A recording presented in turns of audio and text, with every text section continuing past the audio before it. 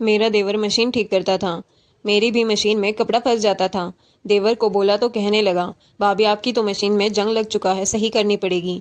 मैं अनपढ़ थी, देवर को बोला तो जो करना है करो। थोड़ी देर बाद देवर कमरे में आकर बोला, चलो भाभी। मेरे तो होश उड़ गए। उस रात देवर ने मेरी मशीन। मेरा नाम रोमल है। मैं शादीशुदा थी। मेरे घर के हालात अच्छे नहीं थे। मजबूर होकर मैं औरतों के कपड़े सिलाई करने का फैसला कर ली। भाभी ने छुट्टी दे दी है। कल किसी से मशीन ठीक करवाऊंगी, तब कपड़े सिलने आऊंगी। लड़की की बात सुनकर मेरा देवर कहने लगा, अरे ये क्या बात हुई? बाहर से मशीन ठीक करवाने की क्या जरूरत है जब घर में बंदा बैठा हुआ है? लड़की देवर की बात सुनकर एकदम रुक गई और कहने लगी, अगर तुम मेरी मशीन ठीक कर दो तो तुम्हारी बहुत मेहरबानी होगी, वरना बाबा को कहकर मुझे मशीन बड़े बाजार भिजवानी पड़ेगी और बाबा बेचारे साइकिल के पीछे मशीन रखकर गिरते पड़ते जाएंगे। लड़की की बात पर मेरा देवर मशीन चेक करने लगा। कहने लगा, मैं तुम्हारी मशीन में तेल डाल देता हूँ। तुम्हारी मशीन में बहुत जंग लग चुका है। यह तो बुरी तरह ही जाम हो चुकी है, ठीक से खोलनी पड़ेगी। देवर की बात पर लड़की हैरानी से देखने लगी। मतलब तुम मेरी मशीन ठीक नहीं कर सकते? लड़की के पूछने पर देवर हंस पड़ा और कहने लगा, नहीं भाई, इस काम में तो मैं माहिर हूँ। लड़की खुश हो गई और पास ही बैठ गई थी। अभी मुझे एक सूट सिलाई करना है, जल्दी कर दो प्लीज। लड़की की बात पर देवर कहने लगा, यह मशीन मेरे कमरे में ले आओ, मैं वहीं ठीक करूंगा। लड़की सुनकर घबराई तो देवर बोला, मेरे सारे औजार कमरे में है, इसलिए मशीन अंदर ठीक करूंगा। लड़की मशीन लेकर देवर के कमरे में चली गई। मैंने खाना गर्म कर लिया और तो बाहर चारपाई पर रख दिया, मगर देवर और वह लड़की कमरे से बाहर न निकले। काफी वक्त हो चुका था। दोनों जवान थे, इसलिए मैं फिक्रमंद होने लगी।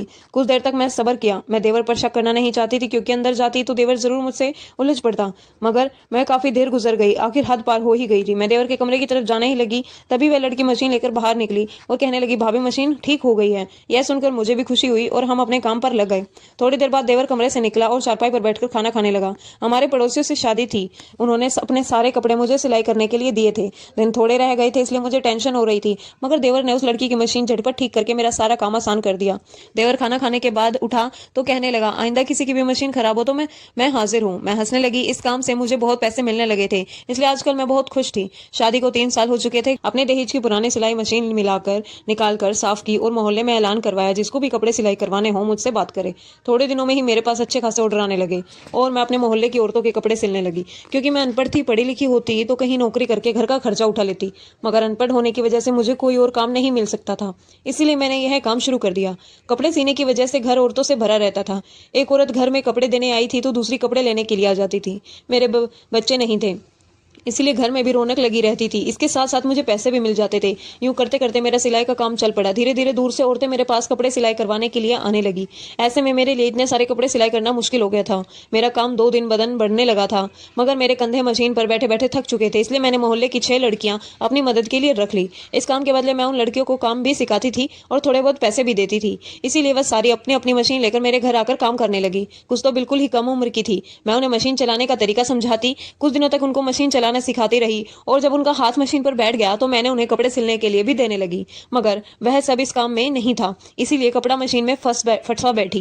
किसी के हाथ में सुई चुभ जाती तो कोई मशीन की टांग ही खराब कर देती थी। रोज रोज उनकी मशीन खराब होने लगी। एक दिन उसने से एक लड़की की मशीन खराब हो गई। मशीन में कपड़ा फंस गया। मैंने उस लड़की की मशीन खुद से ठीक करने का बहुत कोशिश की, मगर मशीन ठीक ना हुई। मजबूरन मैंने उस लड़की को छुट्टी दे दी और कहा, अपनी मशीन ठीक करवा कर ले आना, आज तुम जल्दी चली जाओ। और लड़की भी जाने लगी। मगर उस वक्त मेरा देवर खाना खाने के लिए घर आ गया। मैं किचन में आकर उसके लिए खाना गर्म करने लगी कि तभी मैं खिड़की से देवर को देखी। वह उस लड़की से पूछ रहा था कि तुम छुट्टी करके घर क्यों जा रही हो? देवर की बात पर लड़की कहने लगी, मेरी मशीन में कपड़ा फंस गया था, इसीलिए मेरी मशीन खराब हो गई है। जिक्र पर मैं शर्माने लगी। मेरा देवर भी बड़ा शरारती था, मुझे छेड़ने से बाज नहीं आता था। मगर सच तो यह था कि कई दिनों से मेरे पति ने मुझसे बात नहीं की थी, क्योंकि शायद वह बिजी थे। इसलिए रोज देवर से कहती थी कि मुझे कॉल मिला दो ताकि मैं तुम्हारे भाई से बात कर लूं। मगर देवर हर बार कहता, भाभी आज पैसे नहीं है, कल कर दूंगा। इस बात को कई दिन हो गए थे। शायद मेरे देवर के मोबाइल में पैसे नहीं थे, मगर आज मेरे देवर ने मुझे मोबाइल पकड़ाया तो मैं सब कुछ भूल गई। देवर से मोबाइल ले लिया और अपने कमरे में आ गई। मुझे अपने पति से कुछ जरूरी बातें करनी थी। कितने दिनों से बात नहीं हो पाई थी, इसलिए मुझे 15-20 मिनट लग गए थे। मैं कॉल काटने ही लगी थी कि पति कहने लगे, माँ बाप से भी बात करवा दो। मैं मोबाइल उनके कमरे में ले गई और अपने पति की बात सास ससुर से करवा दी। वह भी खुश हो गए। बाहर निकली तो देवर बाहर नहीं था। एक लड़की कहने लगी, वह तो अभी एक तक परी की मशीन ठीक कर रहा है। उसके कमरे की तरफ इशारा किया तो मुझे हैरत हुई, क्योंकि अभी तक वह दोनों अंदर थे, मगर वह मेरे जाने से पहले ही कमरे से बाहर निकल आते थे। तभी मुझे ख्याल आया कि मैं अभी तक अपने देवर के लिए खाना गर्म नहीं किया था। मैंने अपने माथे पर हाथ मारा। पति से बात करने के चक्कर में मैं अपने देवर को खाना देना ही भूल गई थी। देवर बाहर निकला तो मैंने मैंने उनसे कहा कि तुम बैठो, मैं भी तुम्हारे लिए खाना गर्म करके लाती हूँ। अगर देवर कहने लगा, नहीं भाभी मेरा पेट भर चुका है, आज खाना नहीं खाऊंगा। देवर मुस्कुराते हुए बाहर चला गया, जबकि मैं न समझी सेम मशीन के पास आ बैठी। पता नहीं इसने कहाँ से पेट भर लिया था, मैं दिल में सोचने लगी। तभी मेरी नजर उन लड़कियों पर पड़ी जो कि परी के साथ धीरे धीरे बात कर रही थी। परी खुश होकर उन्हें कुछ बता रही थी और उसका चेहरा आसमान से लाल था। यह देखकर मुझे गुस्सा आ गया। परी तुम्हारी मशीन ठीक हो गई? मेरे पूछने पर परी ने जल्दी से अपना सिर हिला दिया। तो फिर जल्दी से अपना काम करो। फिर मेरी बात पर सभी लड़कियां काम करने लगी, जबकि मैं काम करते हुए अपने पति के बारे में सोचने लगी। मैं उसे कई महीनों से कह रही थी कि वह घर आ जाए। मेरा कितना दिल कर रहा था कि मैं उसे घर में देखूं, मगर मेरा पति कहता था अगर मैं घर आ गया तो बहुत सारे पैसे खर्च हो जाएंगे। अभी मुझे पैसे घर के हालात अच्छे नहीं थे, इसलिए पति शादी के फौरन बाद पैसा कमाने बाहर के देश में चला गया था। मेरा पति 3 साल से दुबई में था। 6 महीने या साल की छुट्टी पर आता था। एक हफ्ता घर पर रहने के बाद दुबई चला जाता था। घर में सास ससुर और एक देवर था। सास ससुर तो बीमार और बूढ़े थे, दिन भर अपने कमरे में पड़े रहते थे।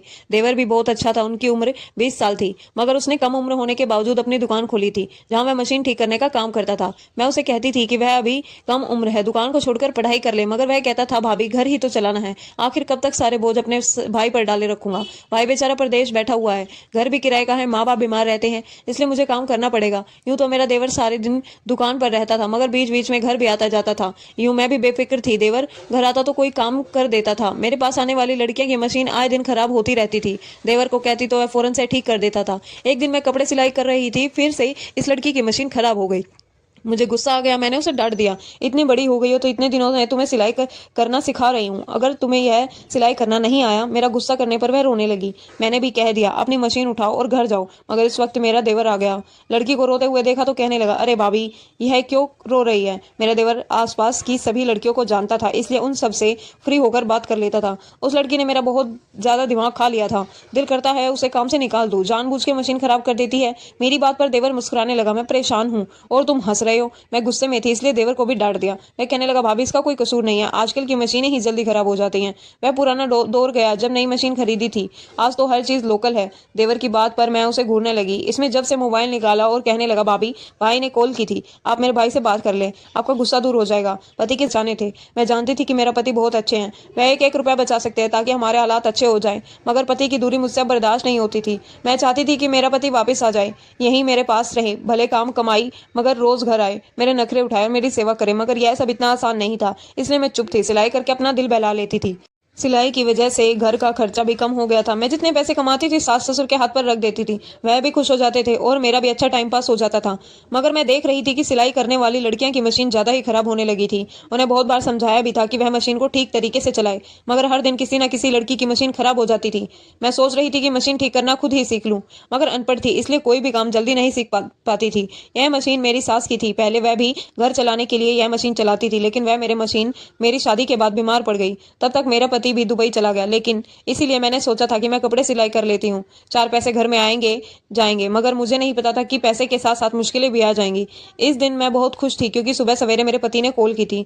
मगर जब मैं कपड़े सिलाई करने बैठी तो हमारे मोहल्ले की एक औरत आई और कहने लगी, मेरी बेटी की शादी है और मैं चाहती हूँ कि तुम इसके दहेज के सारे कपड़े सिलाई कर दो। इन दिनों मेरे पास कोई ज्यादा काम नहीं था, इसलिए मैं खुश हो गई। मैं उसे कहने लगी, मेरे पास बहुत सारी लड़कियां हैं, मैं तुम्हें वक्त पर सारे कपड़े पूरे करके दूंगी। मोहल्ले की वह औरत मुझे दुआएं देने लगी और फिर सारे कपड़े मुझे दे गई। उस औरत के जाने के बाद मैंने सारी लड़कियों से कहा, हमारे पास वक्त कम है और काम ज्यादा, इसलिए तुम सब अपनी मशीन को ठीक करो। अगर किसी ने काम के दौरान कहा कि इसकी मशीन खराब हो गई है तो मैं उसे काम से निकाल दूंगी। मेरी बात के जवाब में एक लड़की कहने लगी, आपको याद है आपका देवर आएगा तो हम सब उसे अपनी मशीन ठीक करवा देंगे। उस लड़की के चेहरे पर दबी दबी मुस्कुराहट थी, जैसे मैं ना समझ सकी। मैं उस वक्त कपड़ों को चेक कर रही थी, इसीलिए कह दिया, हाँ मेरी तरफ से इजाजत है, जल्दी अपनी मशीन ठीक करवा लो। यह सुनकर ना जाने क्यों लड़कियां खुश हो गई। दोपहर के वक्त देवर आया तो सब उसके पीछे पड़ गई।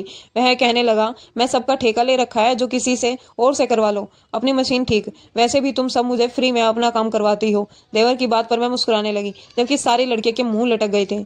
हम सब तुम्हें बदले में क्या दे सकती हैं? लड़कियां खुश हुई तो देवर कहने लगा, कुछ ना कुछ तो देना पड़ेगा। तभी उनमें से एक लड़की कहने लगी, जो तुम्हारी शादी होगी तो हम तुम्हारी दुल्हन का सूट सिल देंगे। उस लड़की की बात पर मेरा देवर हंस पड़ा और कहने लगा, तुम सब बहुत चालाक हो, मैं रोज तुमसे किसी न किसी की मशीन ठीक करता हूँ, मगर तुम बदले में सिर्फ मेरी बीवी का सूट सिलाई करने के दोगी। यह सुनकर मैं भी हंसती। मेरा देवर कहने लगा, तुम सबको अभी इतनी अच्छी सिलाई नहीं करनी आती, इसलिए मुझे माफ करो, मेरी भाभी मेरी दुल्हन के लिए कपड़े सिलाई कर देगी। वह यह कहकर मेरी तरफ देखने लगा। मैं हंसती और लड़कियों से कहा, अभी मेरा देवर बहुत छोटा है। एक लड़की ने गौर से मेरी तरफ देखा और कहने लगी, आपका देवर इतना लंबा हो गया है? देवर मेरी तरफ देखने लगा। कि मेरी भाभी क्या जवाब देती है। इससे उन सब बातों में मजा आ रहा था, मगर मैं जानती थी कि अभी मेरा देवर बहुत कम उम्र था, बीवी बच्चों की जिम्मेदारी उठा नहीं सकता था, और वैसे भी हमारे घर के हालात अच्छे नहीं थे। शादी तो मेरे पति ने भी की थी, मगर खराब हालत की वजह से उसे मुझसे दूर जाना पड़ा। इसीलिए मैं नहीं चाहती कि देवर की बीवी मेरी तरह तड़पती रहे और यूं मन मार के गुजारा करे। इसलिए मैंने उन लड़कियों से कहा, लंबा हो गया है तो इसका मतलब ये है कि इसकी शादी कर दे। शादी के लिए और भी बहुत सारी चीज़ों की जरूरत होती है, इसलिए हम उसकी 5 से 7 साल बाद शादी करेंगे। यह सुनकर मेरा देवर हंसने लगा। फिर मैंने सारी लड़कियों से कहा, जल्दी से अपना काम करो, तब तक मैं अपने देवर का खाना गर्म कर लूँ। यह कहकर मैं किचन में आकर इसका खाना गर्म करने लगी। जब सारी लड़कियां मेरे देवर के कमरे में जाने लगी, पता नहीं देवर अंदर जाकर क्या जादू करता था, सबकी मशीन एकदम ठीक कर देता था। उस दिन भी मेरे देवर ने सारी लड़कियों की मशीन ठीक कर दी और फिर अपनी दुकान पर चला गया। अगले दिन मुझे बहुत सारा काम करना था, इसलिए किसी लड़की को उठने नहीं दिया। इस दिन मेरा देवर इशारा किया जहां मेरी मशीन रखी थी। देवर ने एक नजर मुझे देखा और फिर मेरी मशीन की तरफ बढ़ा। मैंने उसे कहा, पहले तो मेरी मशीन अच्छी बनी थी, मगर आज सुबह खराब हो गई। मेरी मशीन में कपड़ा फंस जाता है। मेरा देवर मशीन ठीक करता था, उसने मेरी मशीन चलाकर देखी, मशीन में अभी कपड़ा फंसा दिया था। देवर कहने लगा, भाभी आपकी तो मशीन को जंग लग चुका है, पूरी खोलनी पड़ेगी। मैं अनपढ़ थी, भला क्या समझती कि मशीन खोलते कैसे हैं, इसलिए देवर से कहा कि मुझे इन बातों की ज्यादा समझ नहीं है, इसलिए जो भी करना है जल्दी करो, क्योंकि मुझे बहुत सारे कपड़े सिलाई करने हैं। देर हो गई तो मोहल्ले की सब औरतें दोबारा मेरे पास कपड़े नहीं लाएंगी। मेरी बात के जवाब में मेरा देवर कहने लगा, भाभी आप अपने देवर के होते हुए टेंशन क्यों ले रही हैं, मैं अभी इसे ठीक कर देता हूँ। ये कहकर देवर मेरे मशीन के पुर्जे ठीक करने लगा। थोड़ी देर के बाद देवर कहने लगा, भाभी यह यहाँ ठीक नहीं होगी, इसे मेरे कमरे में ले चलें। देवर की बात पर मैं चौंक कर उसे देखने लगी। अंदर ऐसा क्या है जो बाहर नहीं है। मेरे पूछने पर देवर घबरा गया और कहने लगा, भाभी मैंने पहले ही बताया था कि अंदर कमरे में मेरे सारे औजार रखे हुए हैं। देवर की बात पर मैंने उसे कहा कि मैं तुम्हारे सारे औजार बाहर ले आती हूँ। मेरी बात पर देवर कहने लगा, भाभी वो सारे औजार बहुत ही भारी हैं, आप उनको अकेले नहीं उठा सकती, मगर मशीन ठीक करवानी है तो मेरे कमरे में लेकर आ जाओ, वरना मैं ठीक करके नहीं दूंगा। यह सुनकर मैं घबरा गई, क्योंकि मुझे आज हर हाल में मशीन ठीक करवानी थी। इसलिए मैंने मजबूरन देवर की बात मान ली और अपनी मशीन लेकर ठीक देवर के कमरे में आ गई। मगर वहां जाकर उसने ऐसी बात कह दी कि जिसे सुनकर मेरे होश उड़ गए। मैं फौरन ही उसके कमरे से बाहर आ गई। मैं उसकी भाभी थी। देवर तो दुकान पर चला गया, जबकि मैं अपने सास ससुर के कमरे में आ गई और उन्हें यह बात बता दी। यह बात सुनने की बात वह कहने लगे, बच्चा है इसलिए ऐसी बात कह दी, उसे समझाएंगे। मगर मैं उसे सास ससुर से कहा कि आपका बेटा बच्चा नहीं है बल्कि जवान हो चुका है, उससे पहले कि वह कोई गलती कर बैठे हमें उसकी शादी कर देनी चाहिए। मगर सास कहने लगी, इसके लिए लड़की कहाँ से लाएंगे। मैंने कहा, आप उसकी फिक्र छोड़ दें, आप जिसको बच्चा कह रही है वह पहले ही अपने लिए लड़की पसंद कर चुका है। मैं परी के बारे में सास ससुर को बता दिया तो सास मुंह में उंगली लेकर हैरान परेशान मुझे देखने लगी। अगले दिन मेरी सास ससुर ने देवर से परी की शादी के बारे में पूछा तो वह तो जैसे इस लम्हे का इंतजार ही कर रहा था। उसने खुशी की नजरों से मेरी तरफ देखा और फौरन शादी के लिए हाँ कर दी। कुछ दिन बाद परी के घर अपने देवर का रिश्ता लेकर गई। उसके घर वालों ने भी इनकार नहीं किया और 6 महीने के अंदर मेरे देवर की शादी हो गई। इस वाक्य ने मुझे यही सही सिखाया था कि कोई लड़का हो या लड़की जवान हो जाए तो भी घर नहीं आया था। कपड़े बहुत सारे थे, इसलिए मैं खुद भी बिजी थी। मैंने सोच लिया था कि जल्दी काम खत्म होते ही अपने मायके चली जाऊंगी। इतने दिन से मैंने अपने मायके का चक्कर नहीं लगाया था, लेकिन मैं उस वक्त परेशान हो गई थी जब एक दिन मेरी मशीन खराब हो गई। कपड़ों का ढेर पड़ा हुआ था। मैं नहीं चाहती थी कि इतनी कीमती सूट मेरी लड़कियां सिलाई करें, क्योंकि उनके हाथ में इतनी सफाई नहीं थी। मगर मेरी मशीन सुबह सवेरे खराब हो गई। लड़कियों ने मुझे परेशान देखा तो कहने लगी, भाभी आप क्यों इतनी फिक्र कर रहे हो, आपका देवर मौजूद है, वह आपकी मशीन ठीक कर देगा। यह कहकर वह लड़की आपस में बातें करने लगी। मैं समझ नहीं पाई। मैं कई दिनों से देख रही थी कि सारा दिन देवर घर पर नहीं होता था, मगर जैसे ही मेरा देवर दोपहर को खाना खाने घर आता तो उन लड़कियों को जैसे ही पता लग जाता, सारी की सारी काम छोड़कर बहाने बनाने में उसे देखने लगती थी। उससे पहले मेरा काम बहुत ज्यादा था, इसलिए मैंने इस बात पर ज्यादा ध्यान नहीं दिया। मगर जब से मेरा देवर उन लड़कियों की मशीन ठीक करने देने लगा था, यह लड़कियां काम के बाद मेरे घर आती थी और कोई ना कोई खाने की चीज दे जाती थी। पहले मुझे लगा था कि यह सब चीजें वह मेरे लिए लाती थी, मगर अब मुझे एहसास हुआ कि वह सारी चीजें मेरे देवर के लिए लाती थी। इसलिए मैंने उन लड़कियों को डांट दिया और कहा, मेरी मशीन खराब है, अगर तुम लोगों ने काम क्यों बंद कर दिया है। मेरी बात सुनकर सारी लड़कियां अपने अपने काम पर लग गई, जबकि मैं अपने देवर के घर आने का इंतजार करने लगी थी। मगर उसने दोपहर के ही घर आना था, तब तक मुझे सब्र करके उसका इंतजार करना था। ना तो मेरे पास मोबाइल था और ना ही मैं मोबाइल चलाना जानती थी। मैं उस वक्त फ्री बैठी थी। मैं किचन में जाकर सब्जी उठाई और उन लड़कियों के पास बैठकर काटने लगी। जब मैं परी को एक लड़की के कान में कहते हुए सुना, आकाश भाभी के बजाय आज मेरी मशीन खराब हो जाती, उसके बाद सुनकर दूसरी लड़की मुझसे छुपकर हंसने लगे, जबकि मैं न समझी। मैं परी का चेहरा देखने लगी, जहाँ एक अजीब सी हरकत थी। तभी मुझे याद आया कि सबसे पहले परी की मशीन ही खराब हुई थी और मेरे देवर ने उसकी मशीन अपने कमरे में क्यों ठीक नहीं की। इस बात ने मुझे अब हैरान परेशान कर दिया था। शायद उस वक्त मैं फ्री बैठी थी। दोपहर हुई तो मेरा देवर घर आ गया। मैं इसका बेसब्र से इंतजार कर रही थी। इसलिए देवर ने जैसे ही घर में कदम रखा, मैंने उसे कहा, आज तुम्हारी भाभी की मशीन खराब हो गई है, जल्दी से चेक करो। मैं इस तरफ